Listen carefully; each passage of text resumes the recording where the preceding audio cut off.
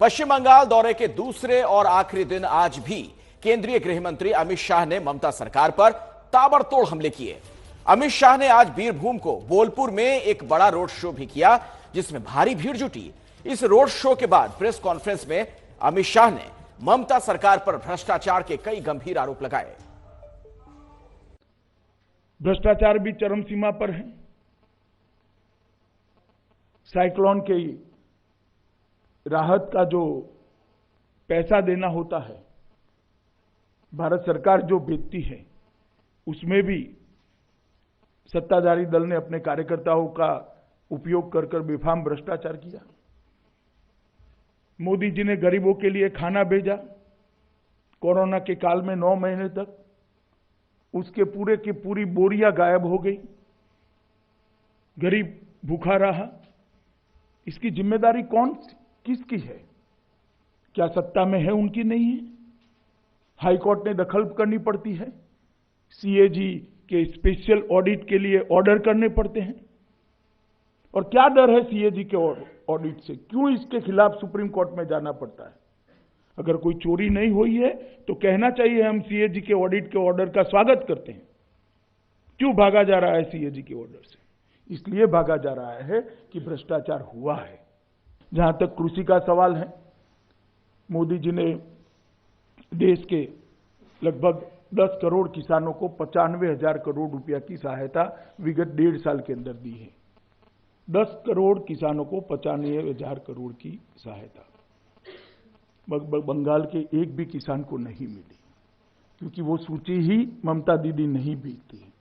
मैं बार बार ये विषय को उठा रहा हूं, और बार बार इसलिए उठा रहा हूं कि चुनाव के पहले कम से कम गरीब किसान का पैसा मत रोकिए। आप क्या बिगाड़ा है उसने आपका? मोदी जी किसान के खाते में सीधा 6,000 रुपया भेज रहे हैं, आप उनको सूची नहीं भेज रहे हैं। और लगभग 23 लाख किसानों ने ऑनलाइन आवेदन किया है, आप सूची ना भेजो। उन्होंने ऑनलाइन एप्लीकेशन, इसका सर्टिफिकेशन सिर्फ आपको एक पत्र देकर करना है, वो भी आप नहीं कर रहे हो। क्यों बंगाल के किसानों को पर साल 6,000 रुपया नहीं मिलना चाहिए? प्रेस कॉन्फ्रेंस के दौरान गृह मंत्री अमित शाह ने ममता सरकार और तृणमूल कांग्रेस को चैलेंज भी किया। उन्होंने चुनौती दी, आंकड़ों के आधार पर बात करके देखें। शाह ने कहा कि ममता सरकार ने केंद्रीय योजनाओं का पैसा गरीबों और किसानों तक नहीं पहुंचने दिया। प्रति व्यक्ति आय में बढ़ोतरी में 2018-19 के देश के 32 राज्यों में बंगाल 22वें स्थान पर खड़ा रह गया है। कौन जिम्मेदार है इसके लिए? प्रति व्यक्ति आय स्थिर मूल्यों पर 18-19 की, पहले मैंने जो कहा करंट प्राइसेस पर कहा, अब मैं स्थिर मूल्य पर कहता हूं, देश के 32 राज्यों में 24वें स्थान पर है। मुझे मालूम है तृणमूल तुरंत ये आंकड़ों को चैलेंज करेगी। मेरा इनको दावा है कि आप एक स्थान तय कर दीजिए, मेरा युवा मोर्चा के अध्यक्ष आपके लिए चर्चा के लिए तैयार है, वो आकर आपको चर्चा कर देगा कि आंकड़े कहां से आए हैं। एक जमाना था कि बंदरगाहों पर की आवाजाही 42% बंगाल में होती थी। आज देश की आवाजाही के लगभग 10% तक बंगाल रह गया है। कौन जिम्मेदार है इसके लिए? 1950 के दशक में देश की फार्मा इंडस्ट्री में लगभग 70% फार्मास्यूटिकल प्रोडक्ट्स का प्रोडक्शन बंगाल में होता था, जो आज गिरकर 7% रह गया है। 70% से 60%। कौन जिम्मेदार है इसके लिए? पंजाब का और बंगाल का जूट उद्योग बहुत महत्वपूर्ण था, जो रोजगारी भी देता था, किसानों को भी संबल प्रदान करता था। जूट उद्योग भी आज बहुत सारी जूट मिलें बंद है और कागज पर चल रही है। इसके लिए कौन जिम्मेदार है, मैं इसको पूछना चाहता हूं। गृह मंत्री अमित शाह ने पश्चिम बंगाल में बीजेपी के चुनावी कैंपेन में नया जोश भर दिया। अमित शाह ने आज बीरभूम जिले के बोलपुर में रोड शो किया। रोड शो हालांकि 1 किलोमीटर ही लंबा था, लेकिन उसमें इस कदर भीड़ उमड़ी जिससे बीजेपी गदगद दिख रही है। शाह ने कहा, अब ममता सरकार के जाने वाले दिन आ गए।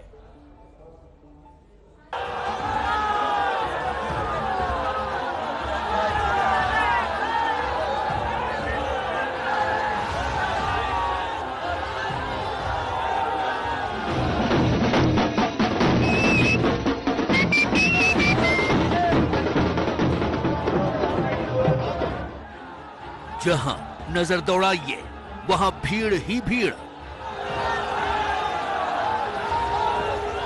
केंद्रीय गृह मंत्री अमित शाह का ये रोड शो हुआ पश्चिम बंगाल के बीरभूम जिले के बोलपुर में।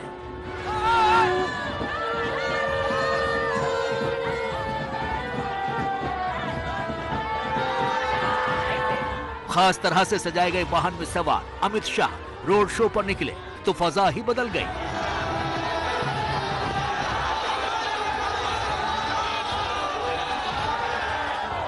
खुद अमित शाह भी रोड शो में उमड़ी भीड़ को देखकर गदगद थे। बंगाल की जनता परिवर्तन करना चाहती है। ये परिवर्तन कोई एक व्यक्ति मुख्यमंत्री बदलने का परिवर्तन नहीं है। कांग्रेस की सरकार की जगह भारतीय जनता पार्टी की सरकार बनाने की कवायद नहीं है। ये परिवर्तन जो होने जा रहा है बंगाल में, ये बंगाल के विकास के लिए परिवर्तन है, बंगाल को आगे बढ़ाना। ये जो परिवर्तन है वो परिवर्तन बांग्लादेश से जो घुसपैठ होती है वो घुसपैठ को रोकने के लिए ये परिवर्तन है। वो परिवर्तन राजनीतिक हिंसा को समाप्त करने के लिए परिवर्तन है। ये जो परिवर्तन है, ये परिवर्तन, ये जो टोल टैक्स लिया जाता है उसको करने के लिए, ये टोलाबाजी बंद करने के लिए परिवर्तन है। और ये परिवर्तन है भतीजे की दादागिरी समाप्त करने के लिए। ये रोड शो हनुमान मंदिर स्टेडियम रोड से बोलपुर सर्कल तक गया। हालांकि ये करीब 1 किलोमीटर की दूरी तक ही रोड शो था, लेकिन इतनी भीड़ थी कि इतना फासला तय करने में काफी वक्त लग गया।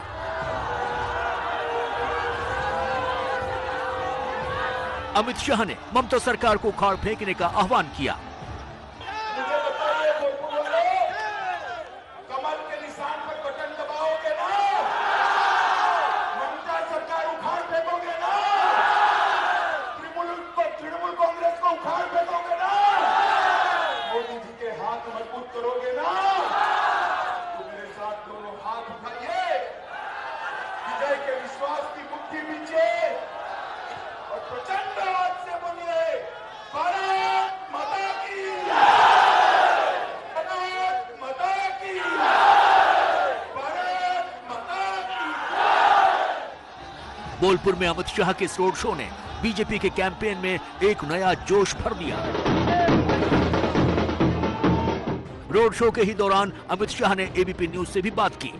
भीड़ क्या दिख रही है, क्या दर्शा रही है आपको? ये मोदी जी के प्रति जनता का विश्वास दिखा रही है और ममता के प्रति गुस्सा दिखा रही है। शुभेंदु अधिकारी आपके पार्टी में शरीक हो चुकी है, उनको किस तरीके से आप इस्तेमाल करेंगे, किस तरीके से उसको कारगर करेंगे? शुभेंदु जी बड़े नेता है, भारतीय जनता पार्टी मजबूत होगी और वो भी भाजपा के सभी नेताओं के साथ भाजपा का प्रचार करेंगे। बहुत जनता में उत्साह है, किलोमीटरों तक लोग खड़े हैं। मेरा सर आखिरी सवाल आपसे कि बहुत से तृणमूल के नेता आपके पार्टी में शरीक हो रहे हैं, इस बीच बाबुल सुप्रियो का जितेंद्र तिवारी को लेकर जो वक्तव्य है, क्या ये पार्टी के खिलाफ है? उनके व्यक्तिगत विचार है, यहाँ का नेतृत्व बाबुल सुप्रियो जी से बात करेंगे। रोड शो से पहले गृह मंत्री अमित शाह हनुमान मंदिर भी गए। उन्होंने वहां पूजा अर्चना की। अपनी भक्ति के बाद उन्होंने रोड पर सियासी शक्ति का प्रदर्शन किया। अमित शाह के आज के रोड शो से बीजेपी बहुत उत्साहित है। संदेश है कि ममता जी जा रही है और भारतीय जनता पार्टी आ रही है। ममता जी का तानाशाही वाला शासन जा रहा है, विनाश वाला शासन जा रहा है। देखिए, हमारे बहुत सारे कार्यकर्ताओं की हत्या हुई है, बहुत सारे कार्यकर्ता घर छोड़कर यहाँ से गए, पर उसके बाद भी इस आतंक के खिलाफ लोग यहाँ पर हैं और इतने उत्साह के साथ हैं। आप देख सकते हैं, ये भारतीय जनता पार्टी के कार्यकर्ताओं का समुद्र है, जन समुद्र। जिधर आप देखेंगे हजारों की संख्या में कार्यकर्ता है और यहीं के कार्यकर्ता है। ये भाड़े के नहीं लाए, जैसे ममता जी की सभा में कलेक्टर और एसपी घेर के लाते हैं, वैसे नहीं है। ये अपने आप अपनी गाड़ी करके सभी आए हैं। ये उत्साह है और ये एक संकल्प है ममता जी को हटाने का जनता के प्रति। पश्चिम बंगाल में हालांकि चुनाव अभी साल 2021 के अप्रैल महीने में होने हैं, लेकिन बीजेपी की ये चुनावी तैयारियां बता रही हैं कि वो अपने मिशन बंगाल को कितनी गंभीरता से ले रही है। तस्वीरों में आपको जो कहानी दिखाई दे रही है जिस तरह का, तो मुझे लग रहा है इस बार शायद कुछ स्पेशल, बहुत ही स्पेशल कुछ परफॉर्मेंस इस बार विधानसभा चुनाव में करने वाली है भारतीय जनता पार्टी। कैमरामैन आदर्श नायर के साथ कुंतल चक्रवर्ती, एबीपी न्यूज, शांति निकेतन। आपको यह भी बता दें कि 2 दिन के पश्चिम बंगाल के दौरे के आखिरी दिन अमित शाह का पूरा दिन बड़ा व्यस्त रहा। उन्होंने कल किसानों के घर लंच किया था, तो आज एक बंगाली लोक गायक के घर खाना खाया। अमित शाह शांति निकेतन भी गए और रविंद्रनाथ टैगोर को उन्होंने श्रद्धांजलि दी।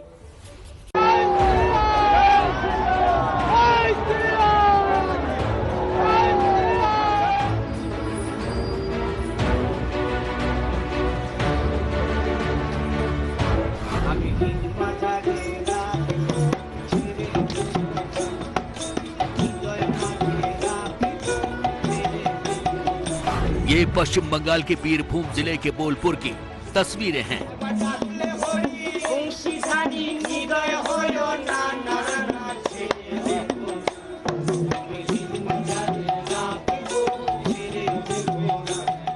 आज अमित शाह के पश्चिम बंगाल दौरे का दूसरा और आखिरी दिन था। गृह मंत्री ने दोपहर का भोजन इसी बाउल गायक वासुदेव दास के घर पर किया। भोजन से पहले वासुदेव दास ने अमित शाह को अपने साज पर अपनी गायकी का हुनर दिखाया।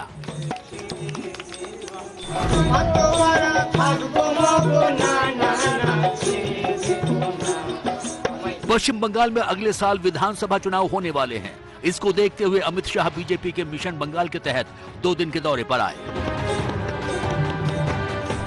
कल किसान के घर लंच, आज लोक गायक के घर खाना।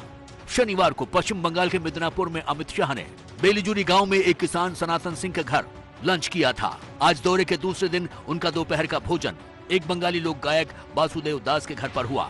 पश्चिम बंगाल में बीजेपी की चुनावी तैयारियों को जोर देने के लिए अमित शाह ने प्रतीक के तौर पर लंच डिप्लोमेसी का सहारा लिया। इससे पहले गृह मंत्री अमित शाह अपने बंगाल दौरे के दूसरे दिन बीरभूम के मशहूर शांति निकेतन भी गए। उन्होंने रविंद्र भवन में जाकर गुरुदेव रविंद्रनाथ टैगोर को श्रद्धांजलि अर्पित की। अमित शाह विश्व भारती यूनिवर्सिटी के एक कार्यक्रम में भी शामिल हुए। इस दौरान मंच पर उनकी मौजूदगी में कई सांस्कृतिक कार्यक्रम भी हुए, जिनका अमित शाह ने लुत्फ उठाया। शांति निकेतन में अमित शाह ने 1 घंटे से भी ज्यादा का वक्त गुजारा। शांति निकेतन जाने के बाद अमित शाह ने ट्वीट किया, आज मेरे लिए सौभाग्य का दिन है कि मुझे विश्व भारती में जाकर उस महामानव को श्रद्धांजलि देने का मौका मिला जिसने दुनिया भर में भारतीय ज्ञान, दर्शन, कला, साहित्य की गूंज मजबूत की। गुरुदेव और महात्मा गांधी जहां रहे थे, मैंने वहां कुछ समय बिताया। गुरुदेव टैगोर ने विश्व भारती और शांति निकेतन के माध्यम से एक और तो भारतीय साहित्य, भाषा, दर्शन, कला, उसका संरक्षण और संवर्धन किया। दुनिया भर के कई देशों की संस्कृति को भारतीय संस्कृति के साथ, भारतीय भाषाओं के साथ सामंजस्य बिठाने का शांति निकेतन को, ये विश्व भारती को सेंटर बनाया। आज अमित शाह पश्चिम बंगाल में थे तो प्रधानमंत्री नरेंद्र मोदी आज अचानक दिल्ली स्थित रकाबगंज गुरुद्वारा पहुंच गए। और यह सब ऐसे समय में हुआ जबकि पंजाब के किसान दिल्ली बॉर्डर पर डटे हुए हैं। प्रधानमंत्री ने गुरुद्वारा पहुंचकर मत्था टेका। आपको बता दें कि किसान आंदोलन पिछले काफी दिनों से जारी है। किसानों में खास तौर पर वो किसान जो कि दिल्ली की सीमाओं पर डटे हुए हैं, बहुत ज्यादा गुस्सा है, आक्रोश है। उनकी अपनी मांगे हैं एमएसपी को लेकर। इसके अलावा भी कई ऐसी बातें हैं जो सरकार के कृषि कानून में है, जो उन्हें नागवार गुजर रही हैं। हालांकि सरकार की तरफ से बार बार ये भरोसा दिया जा रहा है, ये आश्वासन दिया जा रहा है कि उनके हितों की रक्षा की जाएगी। एमएसपी पर किसान पहले लिखित आश्वासन की मांग कर रहे थे। सरकार के कई मंत्री बयान दे चुके हैं कि एमएसपी थी, है और रहेगी। इसके अलावा एपीएमसी एक्ट में संशोधन को लेकर कुछ संशय थे किसानों के मन में, उसे भी दूर करने का प्रयास किया जा रहा है। लेकिन ये जो गतिरोध है वो दूर होता हुआ नजर नहीं आ रहा है। सवाल यही कि आखिर बीच का कोई रास्ता कैसे निकलेगा। कई दिन गुजर चुके हैं, लेकिन अभी भी ये किसान दिल्ली की अलग अलग सीमाओं पर लगातार डटे हुए हैं। उनकी जो मांगे हैं वो अपनी जगह हैं। पश्चिम बंगाल जीतने के लिए भारतीय जनता पार्टी ने बना लिया है मास्टर प्लान। चुनाव से पहले गृह मंत्री अमित शाह बंगाल की धरती पर पहुंचे। वहीं से उन्होंने एबीपी न्यूज से बातचीत करते हुए बताया कि कैसे बीजेपी ममता बनर्जी के गढ़ में कमल खिलाने के लिए तैयारी की है। तृणमूल कांग्रेस को उखाड़ कर फेंक देंगे।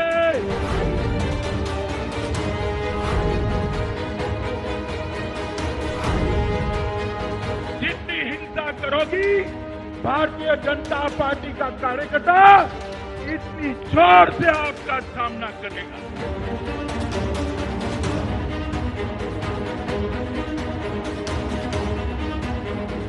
आज लाखों लोगों की हाजिरी में कहने आया हूं मैं, 200 सीटों से ज्यादा सीटों के साथ भारतीय जनता पार्टी की सरकार बनेगी। ये बीजेपी के मिशन बंगाल का शंखनाद है। अमित शाह ने भर दी हुंकार कि इस बार बंगाल की धरती पर भी कमल खिलेगा। बीजेपी ने बंगाल जीतने के लिए एक बड़ा प्लान भी बनाया और इस प्लान का सबसे बड़ा मास्टर स्ट्रोक है ये कि बीजेपी खुद को बंगाली अस्मिता से जोड़ने में लग गई है। अमित शाह की यही खासियत है कि वो जहां भी जाते हैं पहले खुद को वहां की अस्मिता से जोड़ते हैं। अपने बंगाल दौरे पर अमित शाह ने स्वामी विवेकानंद को नमन किया, शहीद खुदीराम बोस को श्रद्धांजलि दी और रविंद्रनाथ टैगोर को याद किया। भारतीय जनता पार्टी का हर कार्यकर्ता, चाहे केरल का हो, गुजरात का हो, उत्तर प्रदेश का हो, हिमाचल का हो या जम्मू कश्मीर का, बंगाली अस्मिता को सम्मान भी करता है और प्रणाम भी करता है। मगर मैं ममता दीदी को बता दूं, आपको हराने का काम बंगाल भारतीय जनता पार्टी के यूनिट के बंगाली कार्यकर्ता ही करेंगे और आपको हराकर मुख्यमंत्री जो बनेगा वो भी इसी मिट्टी का मानुस होगा। अमित शाह ने बंगाल के लोगों से जुड़ने के लिए एक बैठक भी की जिसमें खास प्लान तैयार किया गया है। दूसरे प्रदेशों में बसे बंगाली परिवारों से संपर्क करेंगे। गृह मंत्री अमित शाह की बैठक में बनी योजना, देश दुनिया में बसे बंगाली लोगों से नेता संपर्क करेंगे। देश दुनिया में बसे बंगाली लोगों के जरिए बंगाल में रहे उनके परिवार रिश्तेदारों तक बात पहुंचाएंगे। बीजेपी के नेता लोगों से बंगाल की मौजूदा स्थिति पर बात करेंगे। हर राज्य में राज्य इकाई, जिला इकाई को जिम्मेदारी देंगे। मैं तो